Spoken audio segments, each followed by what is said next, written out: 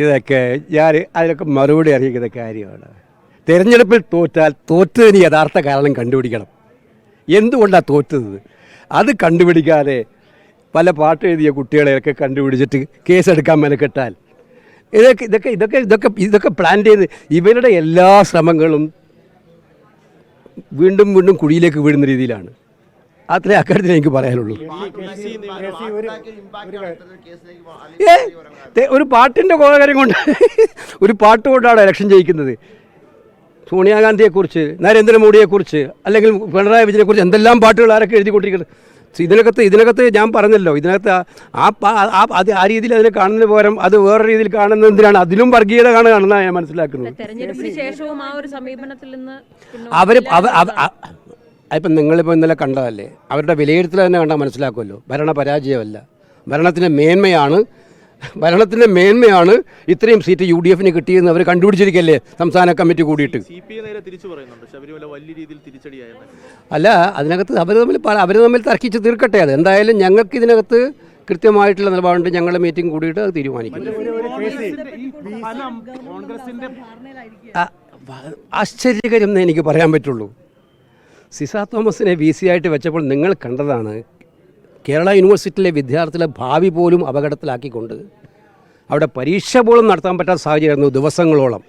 ആ കുട്ടികളുടെ ഭാവിയെക്കുറിച്ച് ഒരു ചിന്തയുമില്ലാതെ സർക്കാർ സ്പോൺസേഡ് സമരമാണ് SFI അടക്കമുള്ള CPM അടക്കമുള്ള ആളുകൾ നടത്തിയത്. അവരെ കയറാൻ വിട്ടില്ല.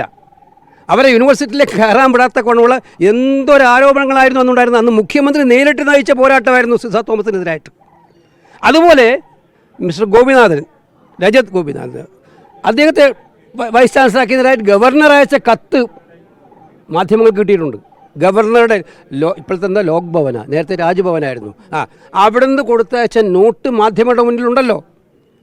ഇദ്ദേഹത്തിനെതിരായിട്ട് എന്തുകൊണ്ടാണ് അദ്ദേഹത്തെ വൈസ് ചാൻസലറാക്കാൻ പറ്റാത്തതെന്ന് കാരണങ്ങൾ നിരത്തിക്കൊണ്ട്, അദ്ദേഹത്തിൻ്റെ കുറ്റങ്ങൾ നിരത്തിക്കൊണ്ട് ഗവർണർ കൊടുത്ത ഈ രണ്ട് കാരണങ്ങളും ഇപ്പം പെട്ടെന്ന് അപ്രത്യക്ഷമായോ?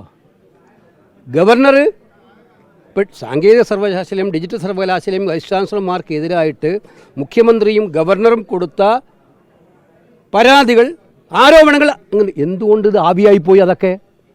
അതൊക്കെ ആവിയായിപ്പോയി. പെട്ടെന്ന് 19-ാം തീയതി സുപ്രീം കോടതി ഫൈനലായിട്ട് തീരുമാനിക്കാൻ വരുന്ന മുമ്പേ പെട്ടെന്ന് ഒന്നിച്ചിരുന്ന് ആവിയായിപ്പോയി. അന്തർധാരയുടെ ഭാഗം തന്നെയല്ലേ ഇതും?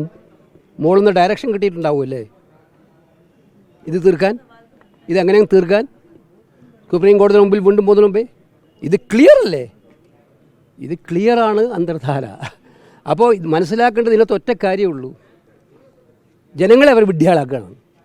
കാരണം ഇതിനകത്ത് വേറൊരു പോയിൻ്റ് ഉള്ളത്, ഗവർണറെ പോലുള്ള ഒരാൾ, ആക്ഷേപം ഉന്നയിക്കുന്ന ഒരാളെ, അതും കൃത്യമായിട്ട് പരാതി പറഞ്ഞ ആക്ഷേപം ഉന്നയിക്കുന്ന ആളെ വീണ്ടും നിയമിക്കാൻ ഗവർണർ കൂട്ടുനിൽക്കുകയാണ്.